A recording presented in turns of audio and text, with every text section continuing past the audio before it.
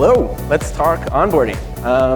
Let's start with an easy one. What is user onboarding? I think if you ask a lot of people what it is, a lot of people will say it's something along these lines, where if we zoom in a little further, you can see it's basically an interface layered on top of another interface meant to describe the interface that it's covering up.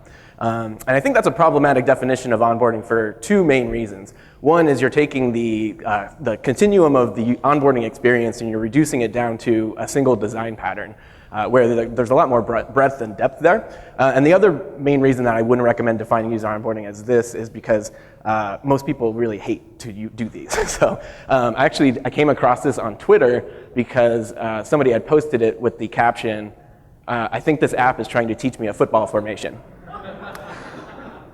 And so it's not super ideal. And to Mr. Miklich's point, it seems to be a lot of verbosity in the instructions for something that's the functional equivalent of that, basically. So for a garage door opening app, maybe don't need that much interruption to get things going.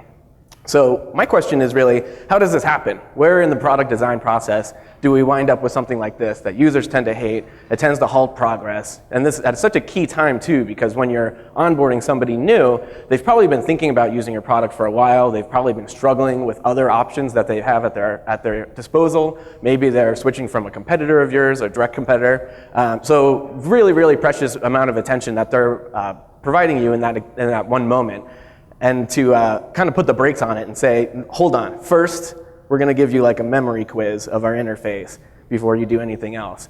It can be a real momentum killer. So if you look at your typical design process, if you think of people getting up to speed with your product as going from 0 to 60, let's say you have a dashboard in your product, you're designing it mostly for the 60 state. You're designing it for once everything's up and running and they've gotten all the integrations integrated and they have lots of interesting data that goes back 6 months and they can make all these awesome decisions, then great. But the problem with that is that the minority of people who sign up for your product will ever get to this point. And so spending a significant amount of your time designing for that, as opposed to designing to ensure that more and more people can get to that cool spot, is an area that I think there's a lot of opportunity, and that's really what I want to dig into today. So instead of working all of your time on this and then at the 11th hour being like, oh right, if there's no data then everything just shows up broken and we can't use it, and like at the 11th hour realizing that before you ship, kind of going into what I call like an Apollo 13 problem where they had to like jury rig the sock to fix the air filter or whatever that was, instead taking an approach like, if you're building an airplane, like the core use of an airplane is to fly. It's to fly to different places through the air. And you don't need wheels to fly, and you don't need doors to fly. So why would you include wheels and doors on your plane? Well, because you need to get it off the ground at some point. And if you don't have that built into the core product from the very beginning, having a plane with no wheels and no doors is essentially as valuable as having no plane at all. So instead of taking an approach where you build the plane with that, and then you're like, get in somehow, or like you're just literally pointing out, like, aim up, I guess, don't scrape the bottom, there aren't any wheels, could be dangerous. Like how do you approach that in a different way? And my recommendation is to start your designing where your users start their using. That basically, if you can't get someone from step A to B, you're never going to get them from A to Z to begin with, and so don't spend so much time on Z as opposed to B. There's a precedent for this in the video game industry where really, like best of all time, classic games, Mario for NES sold like over 40 million copies, and the endings are just terrible. Like this is, you just battled through like this surreal 8 worlds of inhuman enemies, and it's like, thank you, we're done, like it's over, so push B. And if you contrast that instead with the beginning of the game, where it's this lush and warm and inviting atmosphere, and really a ton of detail and design attention was paid to it, you can kind of contrast the two and really quickly pick up on the fact that the designers of the video game spent a huge amount of their time on the intro level and the getting started experience, because if they didn't really nail that, it didn't matter how great the ending of the game was. And so for that reason, and I also really recommend, there's a 5 minutes and 43-second breakdown on YouTube. If you do a search for even just level 1-1 or Mario level 1-1, it's really cool. And from a product design perspective, there's a lot to be said for taking inspiration from that and incorporating that into your own software. And there was a cool quote from a person, T-Chaos itself, who said, "I didn't know this much thought was put into the first level, and I didn't know I learned so much about the game while I didn't notice it was teaching me." And if you contrast that and the idea of I'm learning and I don't even know that I'm being taught with something that's so interruptive, like a tooltip tour or like a wall of tooltips, you can really kind of begin to see the contrast there. So as far as how do we approach this differently from a design perspective, one recommendation that I really make, if you're dead set on using tooltip tours, I would go with just one at a time. And I would also really recommend making them action-oriented as opposed to instructive or requiring rote memorization to get things through. So any tooltip that you say, here's where you do this thing, do it now, and it's walking you through the process, as opposed to this button, when you click create new project, it creates a new project. And when you click exit, it exits. And like you're basically just reinforcing labels. Or maybe you have a discoverability problem in your product and you can change the interface to fix that, but just putting more interruptions into the process isn't going to typically be super helpful. Another interesting thing that Optimizely does is it actually walks you through something substantial in creating your actual process. It doesn't introduce you to the interface, it actually introduces you to the end outcome of what you'd be using Optimizely for, which is running a test. And so at the end of it, they say, congratulations, you're almost done. Before you start, it's time to pick a plan. And this is a really compelling approach because instead of asking you to sign up and putting that friction in the process, early in the process before they've delivered value, they're asking for it after the fact and after you've actually created something that you perceive as valuable.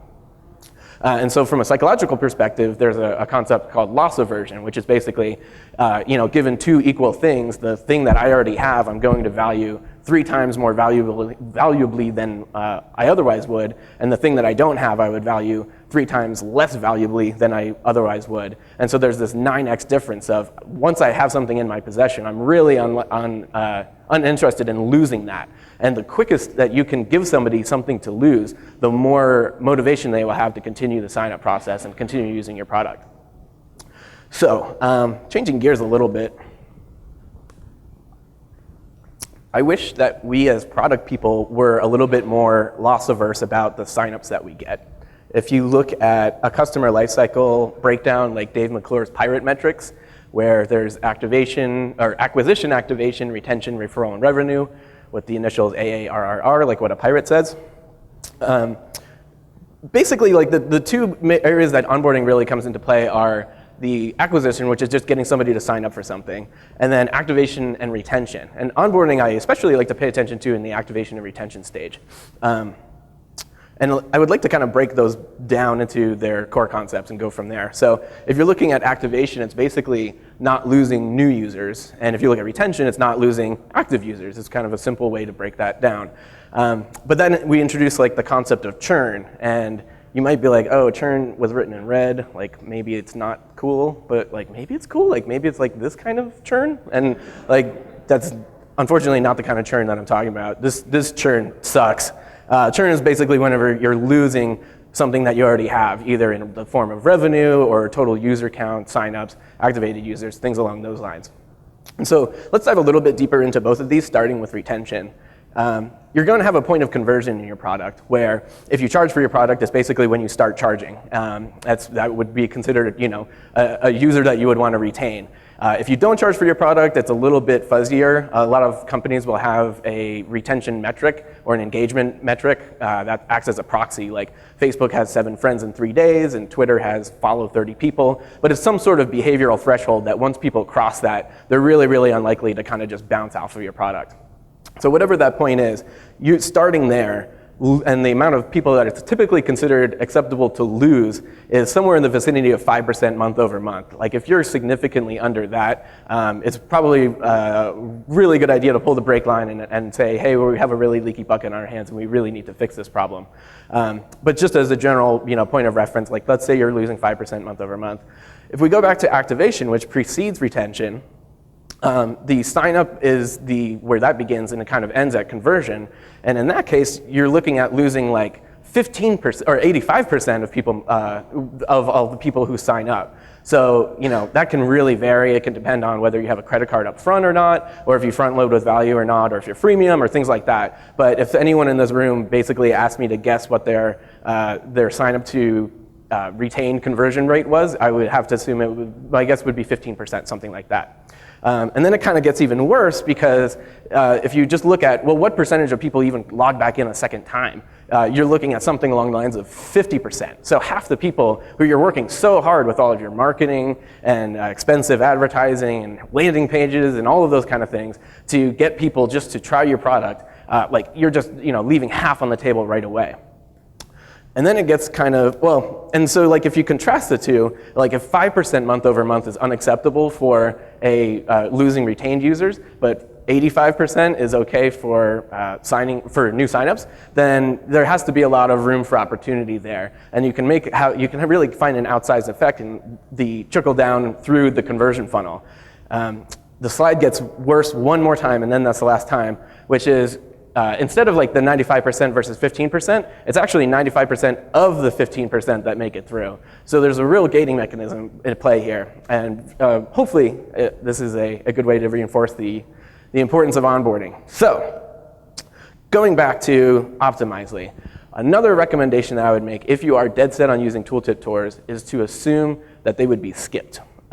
Especially if it's like, this button does this and this button does this. I've seen so many people so many times. I myself have done it so many times. I assume everyone in this room has, where you just go next, next, next, next, next, next, next, next, next. Okay, great, now what? And so in that case, if you have tooltip tours, assume that they're going to be skipped and design around them anyway, and preferably design around them in such a way that you don't need tooltip tours to begin with. The sort of mobile version of this is like the intro slides where it's like, hey, we're so happy to tell you all about us.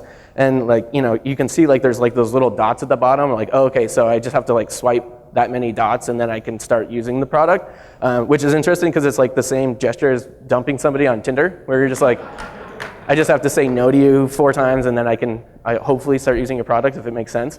But let's say like you get them through whatever kind of introductions you have, and it's time to get kind of the rubber hits the road. We transitioned to a design pattern called empty states or blank states. And I like live chat software, but I pick on them for their blank states because they're really blank. It's kind of like walking into like your own personal ghost town in some ways. Like there are literally holes in the interface, and there's a really big 4-word kind of admonishing statement of like, you have no chat. Like what are you doing here? Where it's like, I mean, and this is the first, you can't help but experience this. Like this is how they kick things off, I guess, basically. And one thing that I really recommend from a design perspective is to have your software behave as you would if you were in front of your user.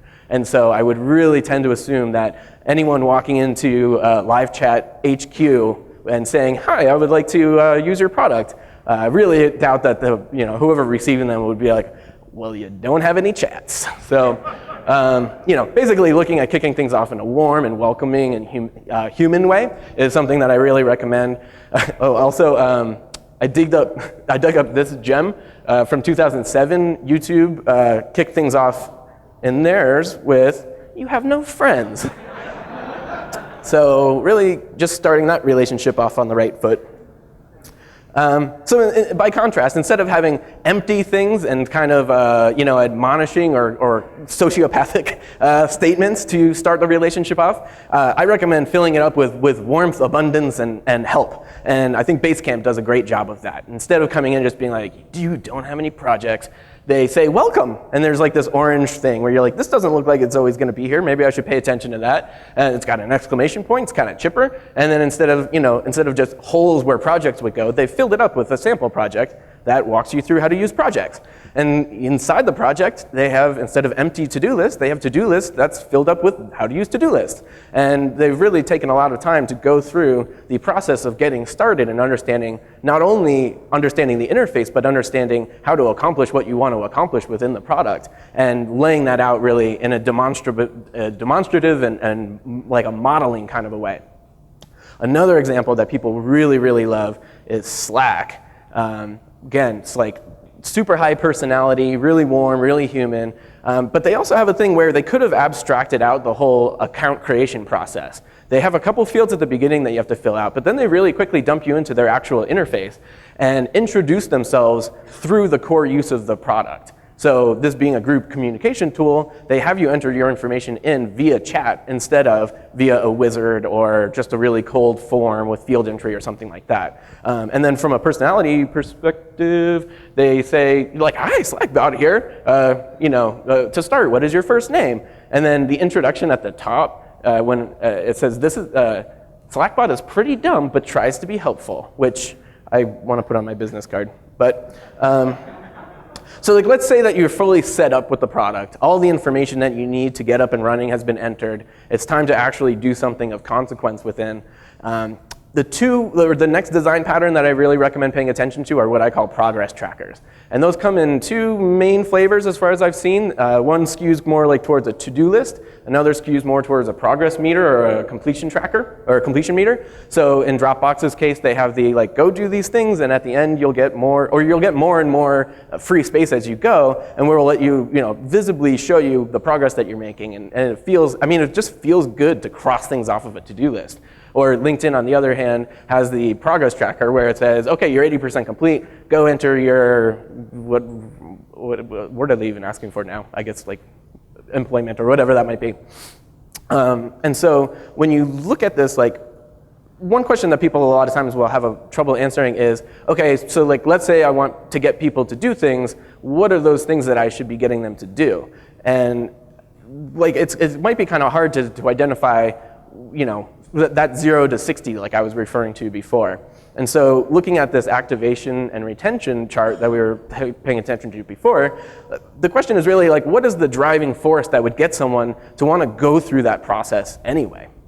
And I actually have kind of a story that I hope will be helpful. It's not a software related, but I was living with my girlfriend at the time several years ago, and she was a professional chef, and so she made these really, really awesome dinners every night. And I was like, you know what? I care about her. I got to communicate that to her. And I was like, look, every Sunday night, I'm going to cook for you.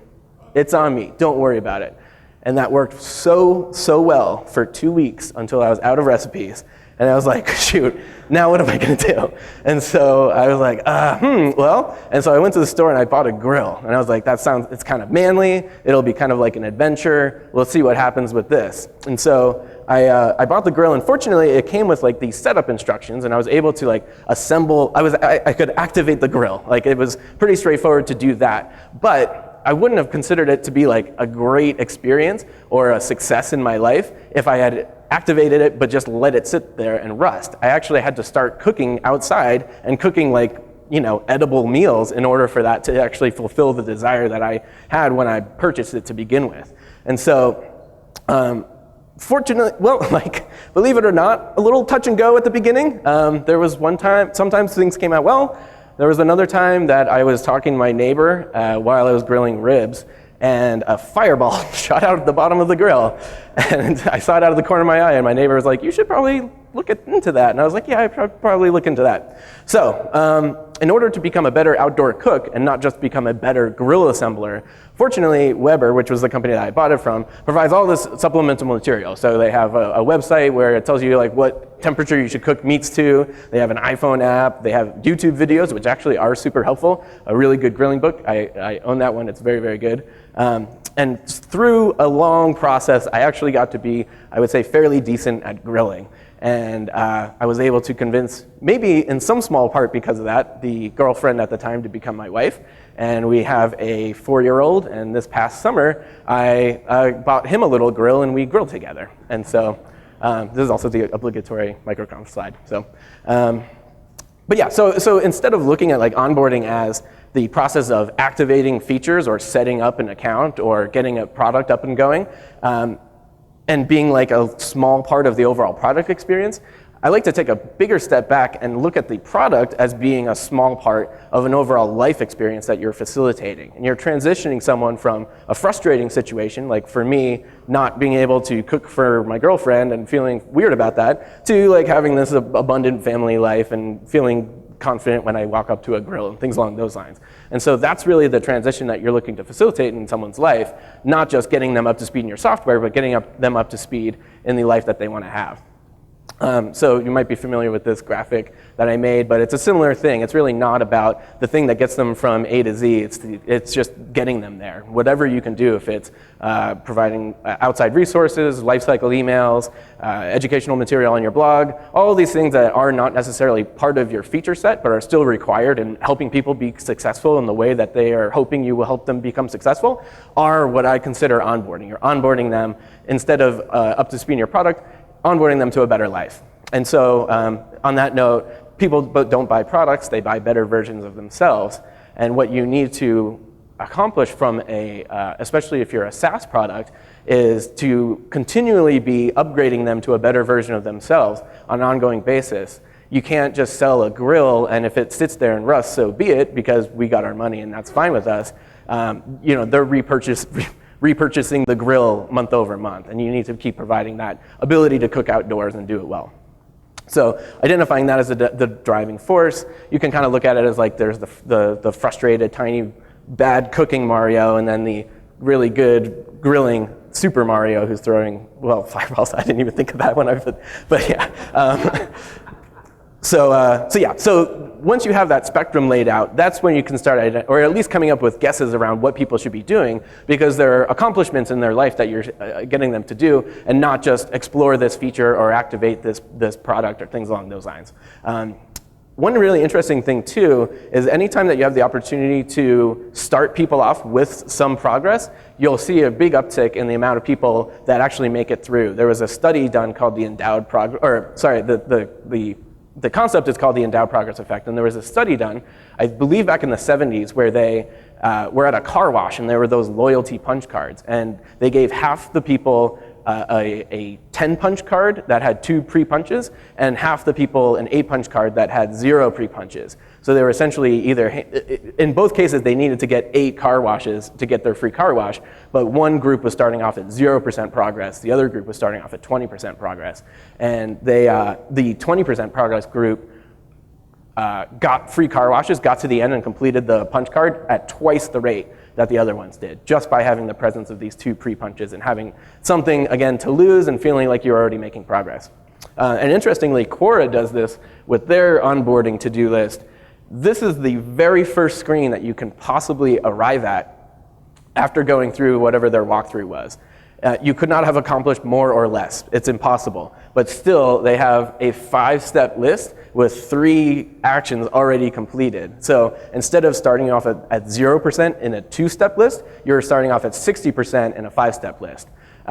And I found it really psychologically compelling when I was going through it, and I was like, yes, I'm almost done even. I'm just gonna go and I'm gonna make these happen, and I bet I'm gonna get like a cool pat on the back or something once it's in place, and instead it just disappears. Like, where it was like Quora got what Quora needed, so so that's it.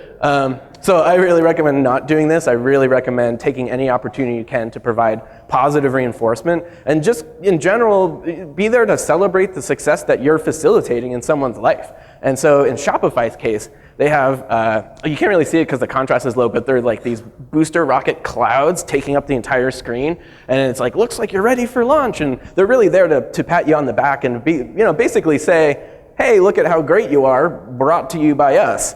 And any opportunity that you can have in feedback messages that, large and small, so something in the moment like, your email looks great as you're entering your email address, or anything like that, especially for major accomplishments, really going over the top and letting people know that they've done a great job can be really, really helpful. So from that standpoint, I would also like to try to end this on a successful note, and thank you very much for having me, and I would love to take any questions that you might have.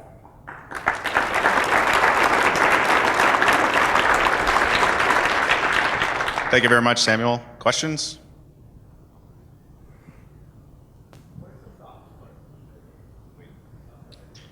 So the tooltip thing, where you're saying users will swipe through all the screens quickly or skip all your tooltips quickly, is that for an audience of people made up of people like us? Like, do you find that to be different for non-technical folks who would read that? That's a fair question. It's kind of like Patrick's thing about like some people like getting emails. I would say in general, it's not so much of a type of person problem as it is I'm trying to accomplish something and you are throwing breaks at me. I look at it a lot from a flow state kind of perspective, that a lot of the best games, games and software tend to be non-interruptive and non-instructive, that they're intuitive, and it's just easy to, you kind of like, what was the T-Chaos guy who was like, I didn't even realize I was learning things. The closer you can get to that, as opposed to like if Mario had started up and like it's like, Burk, press B to jump, Burk, don't hit these guys, like, Burk, it's just interrupting the flow of the experience. And so I really recommend taking things that are persistent and non-interruptive over interruptive and temporary.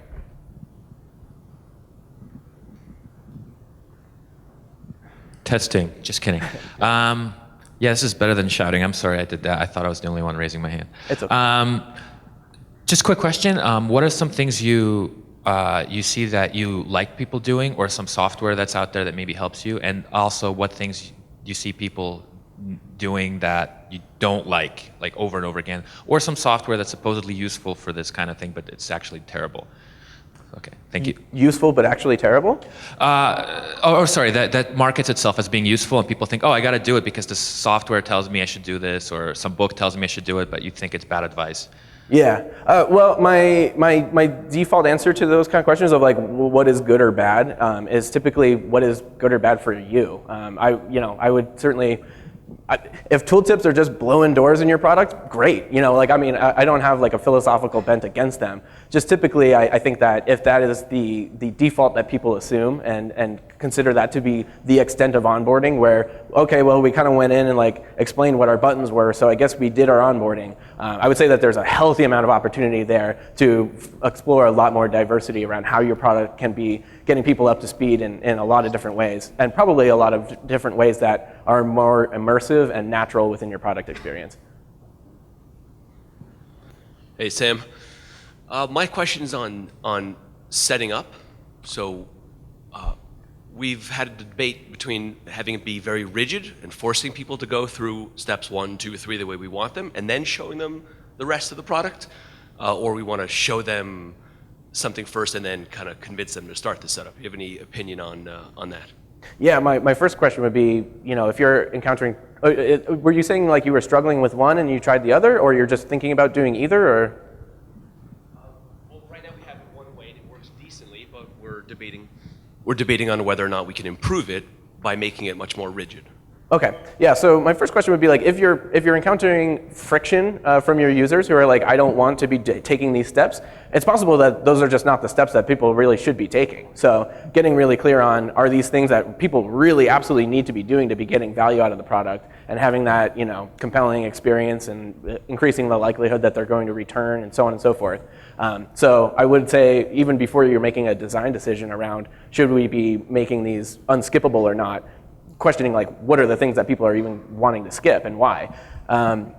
Beyond that, I would typically recommend inserting yourself into the feedback loop as much as possible. So if you can include chat in your experience, or there's any kind of feedback mechanism where somebody could opt out of something but they have to tell you why they are, a lot of times that can be a really quick way to get in and understand what it is that you need to be doing or what the nuance there is. And then the last thing that I would recommend is identifying what the absolute core experience, like kind of like in Mario, where like if you don't learn to jump, you're literally not going to get far in the game, and you're just not going to enjoy it. And so it's really crucial that Mario has to be able, or the operator of Mario has to know how to make him jump. And so if there are things that are just absolutely critical in your product, I would definitely recommend making those unskippable or highly enforced early in the process. But outside of that, I think that there's a tremendous amount of opportunity to sort of lighten the burden of onboarding in either direction across the chronology. So if there are concepts that people need to wrap their heads around in order to be successful using your product, then you can spin that out as pre-sign-up educational material, like having blog posts that cover that, or using that as a form of lead generation, and you know that those people are already up to speed on it. And then likewise, after the first run experience, like the ongoing onboarding, there's a tremendous amount of opportunity to be showing people new features and giving them a comprehensive outlook of your product outside of that critical experience via lifecycle emails and things along those lines. And those are really good reasons to draw people back in. Like it's almost a good excuse for you to reach out to them, which you want to do to kind of build up that habitual or natural use of the product. Let's have a warm round of applause for Samuel. Thank you very much.